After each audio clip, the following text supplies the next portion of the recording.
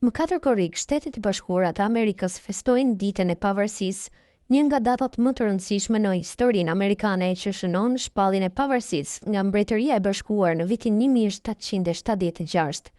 Kjo ditë simbolizon vlerat themelore të demokracisë, lirisë dhe të drejtave të njerëzit, parimeve që kanë ndikuar thellë në ndërtimin e shoqërisë moderne anë mban botës, përfshirë edhe Kosovën. Në këtë frymësi dhe bashkëpunimi, Ambasada Amerikane në Prishtinë organizoi një pritje zyrtare për të shënuar këtë ditë të veçantë. Ngjarja mblodhi figura të larta shtetërore, diplomat, përfaqësues të shoqërisë civile dhe personalitete të tjerë nga fusha të ndryshme të jetës në Kosovë. Në mesin e të ftuarve të nderit ishte edhe presidenti i Republikës së Kosovës Vjosa Osmani, e cila mori pjesë në këtë organizim bashkë me familjen e saj. Presidentja përmes një postimi në rrjetet sociale ndau një fotografi familjare nga mbrëmja festive duke shkruar: "Sonte në festën e ambasadës amerikane për nder të pavarësisë së Shteteve të Bashkuara të Amerikës."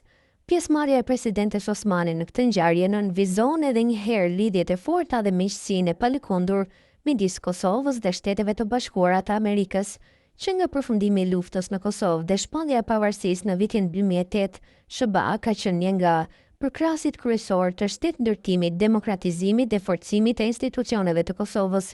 Në këtë ngjarje u theksua rëndësia e marrëdhënieve strategjike ndërmjet vendeve, duke përmendur ndihmën që SBA-ja ka ofruar në fusha të ndryshme si siguria, zhvillimi ekonomik, drejtësia dhe arsimi.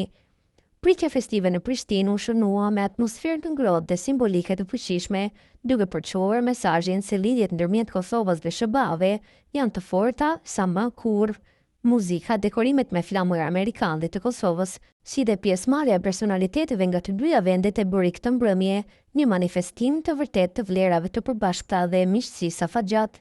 Kjo ditë, përveç se festohet si simbol i lirisë amerikane, është gjithashtu një mundësi për Kosovën që të riafirmojë përkushtimin e saj ndaj parimeve demokratike dhe partneritetit të ngushtë me Shtetet e Bashkuara të Amerikës.